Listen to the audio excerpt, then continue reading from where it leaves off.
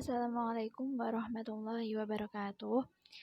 Saya Tiara Pamuji dari kelompok 15 akan menyampaikan materi dari mata kuliah Perencanaan dan Kebijakan Pembangunan Sosial, yaitu kasus keempat mengenai penanganan anak jalanan.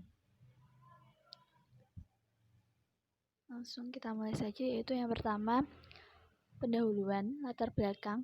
Anak jalanan adalah anak laki-laki dan perempuan yang menghabiskan sebagian besar waktunya untuk bekerja atau hidup di jalanan dan tempat-tempat umum seperti pasar, mal, terminal bis, stasiun kereta api, taman kota. Mengapa mereka tidak boleh hidup di jalanan? Karena jalanan bukanlah tempat yang pantas bagi mereka. Mereka seharusnya hidup bersama orang tua dan saudara-saudaranya di rumah dan bersahabat.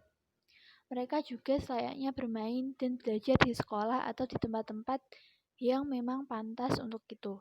Jalanan seperti pernyataan Plan Internasional memiliki resiko yang sangat berbahaya bagi anak. Jalanan bukanlah lingkungan yang baik untuk proses tumbuh kembang anak dan merealisasikan potensi secara penuh. Anak jalanan adalah salah satu masalah sosial yang kompleks dan bertalian dengan masalah sosial lain, terutama kemiskinan. Menangani anak jalanan tidaklah sederhana. Oleh sebab itu, penanganannya pun tidak dapat disederhanakan. Strategi intervensi maupun indikator keberhasilan penanganan anak jalanan dilakukan secara holistik, mengacu kepada visi atau grand design pembangunan kesejahteraan dengan memperhatikan karakteristik anak jalanan, fungsi, dan model penanganan yang diterapkan. Rumusan masalah. Saya mengambil 2 rumusan masalah. Yang pertama yaitu bagaimana kriteria anak jalanan. Yang kedua yaitu bagaimana model alternatif penanganan anak jalanan. Yang kedua yaitu pembahasan. Yang pertama, kriteria anak jalanan. Anak merupakan potensi sumber daya insani bagi pembangunan nasional. Karena itu, pembinaan dan pengembangan atau pemberdayaan dimulai dini mungkin, agar dapat berpartisipasi secara optimal bagi pembangunan bangsa dan negara. Namun, pada kenyataannya, sumber potensi ini justru menjadi permasalahan di negara kita, yaitu dengan adanya anak jalanan. Berdasarkan pengertian anak jalanan di atas, maka dapat diketahui kriteria anak jalanan antara lain yaitu yang pertama anak laki-laki atau perempuan usia 15-18 tahun. Yang kedua, melakukan kegiatan tidak menentu, tidak jelas kegiatannya dengan atau berkeliaran di jalanan atau di tempat umum minimal 4 jam per hari dalam kurun waktu 1 bulan yang lalu, seperti pedagang asongan, pengamen, ojek payung, pengelap mobil, pembawa belanjaan di pasar, menjual koran, dan lain-lain. Yang ketiga itu kegiatannya dapat membahayakan dirinya sendiri atau mengganggu ketertiban umum. Kepedulian terhadap anak jalanan terutama didasari kenyataan bahwa anak adalah aset bangsa yang memiliki hak untuk tumbuh dan berkembang dengan optimal. Sementara itu, hidup di jalanan sangat membahayakan anak. Mereka kerap mengalami eksploitasi ekonomi oleh orang dewasa, termasuk orang tuanya. Mereka rentan terhadap kekerasan fisik, sosial, dan seksual. Mereka juga sering terpaksa untuk harus menjadi pengguna dan pengedar narkoba atau terlibat kejahatan lainnya. Pada umumnya, anak jalanan tidak hidup bersama keluarganya, tidak bersekolah, dan tidak memiliki orang dewasa atau lembaga yang merawat mereka. Kemiskinan diyakini sebagai faktor utama menimbulkan fenomena anak jalanan. Keluarga yang miskin cenderung menyuruh anak mereka bekerja.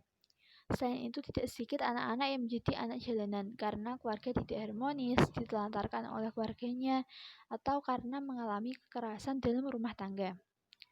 Yang kedua yaitu model penanganan anak jalanan. Fokus utama atau core business pembangunan kesejahteraan sosial adalah pada perlindungan sosial atau social protection. Oleh karena itu, model pertolongan terhadap anak jalanan bukan sekedar menghapus anak-anak dari jalanan, melainkan harus bisa meningkatkan kualitas hidup mereka atau sekurang-kurangnya melindungi mereka dari situasi yang eksploitatif dan membahayakan tadi. Mengacu pada prinsip-prinsip profesi pekerja sosial, maka kebijakan dan proses perlindungan sosial mencakup bantuan sosial, asuransi kesejahteraan sosial, rehabilitasi sosial, dan pemberdayaan sosial yang dikembangkan berdasarkan right-based initiative, yaitu memperhatikan secara sungguh-sungguh hak-hak dasar anak sesuai dengan aspirasi terbaik mereka. Strategi intervensi pekerja sosial tidak bersifat parsial, melainkan holistik dan berkelanjutan.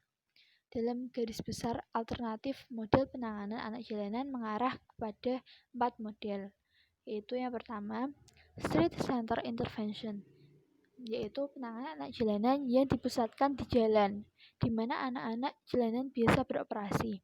Tujuannya agar dapat menjangkau dan melayani anak di lingkungan terdekatnya, yaitu di jalan. Para street educator datang untuk berdialog, mendampingi mereka bekerja, memahami dan menerima situasinya, serta menempatkan diri sebagai teman. Dalam beberapa jam, anak-anak diberikan materi pendidikan dan keterampilan. Dan di samping itu, anak jalanan memperoleh kehangatan hubungan dan perhatian yang bisa menumbuhkan kepercayaan satu sama lain yang berguna bagi pencapaian tujuan intervensi. Model penanganan anak jalanan yang kedua yaitu Family Center Intervention.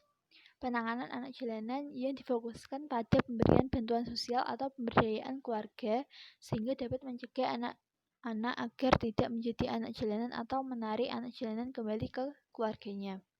Yang ketiga yaitu Institution Center Intervention, yaitu penanganan anak jalanan yang dipusatkan di lembaga panti, baik secara sementara, yaitu menyiapkan reunifikasi dengan keluarganya, maupun permanen, terutama jika anak jalanan sudah tidak memiliki orang tua ataupun kerabat.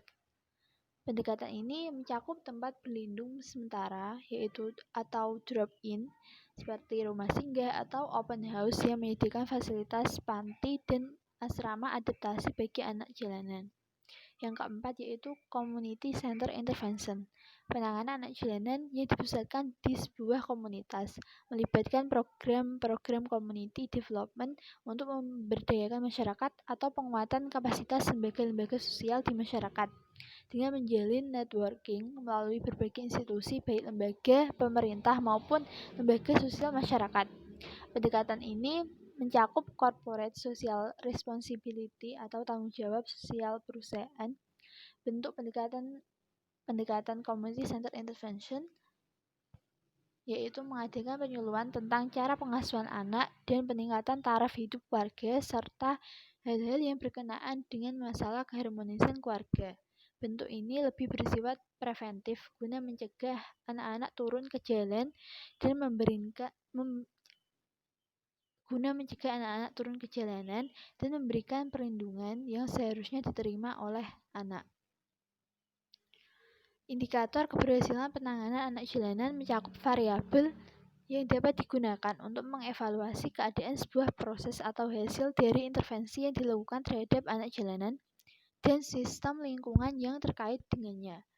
Prinsip indikator keberhasilan penanganan anak jalanan yaitu bisa diketahui yang pertama, sebaiknya sedikit namun sensitif, artinya indikator tersebut tidak terlalu banyak dan kompleks, melainkan berupa indikator kunci, namun memungkinkan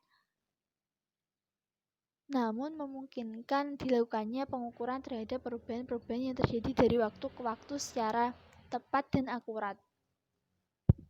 Yang kedua yaitu variabel yang dikembangkan hendaknya menggambarkan variabel masukan atau input, misalnya fasilitas panti, pendidikan pekerja sosial, kemudian proses pelayanan atau kegiatannya, misalnya bantuan sosial, asuransi kesejahteraan sosial, rehabilitasi sosial, pemberdayaan sosial, dan hasil yang ingin dicapai dari proses tersebut. Yang ketiga, data atau informasi mengenai variabel yang diukur mudah diperoleh.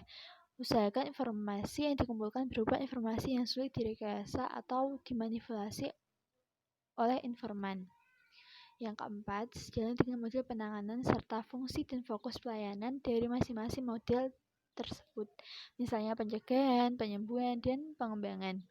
Yang kelima yaitu pada tingkat provinsi. Indikator keberhasilan penanganan anak jalanan bisa dirumuskan berdasarkan konteks wilayah kabupaten atau kota, namun tetap mengacu pada visi atau tujuan utama pembangunan kesejahteraan sosial provinsi secara terintegrasi. Ketiga yaitu penutup. Kesimpulan, anak jalanan adalah anak laki-laki dan perempuan yang menghabiskan sebagian besar waktunya untuk bekerja atau hidup di jalanan dan tempat-tempat umum seperti pasar, mal, terminal bis, stasiun kereta api, dan taman kota. Dalam garis besar, alternatif model penanganan anak jalanan mengarah kepada 4 jenis model yaitu Street Center Intervention, Family Center Intervention, Institution Center Intervention, dan Community Center Intervention. Penanganan anak jalanan tersebut tentunya sangat bermanfaat bagi anak-anak yang bersangkutan, khususnya juga bagi masyarakat pada umumnya. Dan yang lebih penting, keberhasilan penanganan anak jalanan akan berpengaruh pula pada keberhasilan pembangunan nasional untuk mewujudkan suatu masyarakat yang adil dan makmur, sejahtera lahir batin berdasarkan Pancasila maupun Undang-Undang Dasar 1945. Sekian presentasi dari saya mengenai penanganan anak jalanan. Mohon maaf bila ada kesalahan dan tutur kata. Akhirul kalam, wabillahi taufiq wal hidayah. Assalamualaikum warahmatullahi wabarakatuh.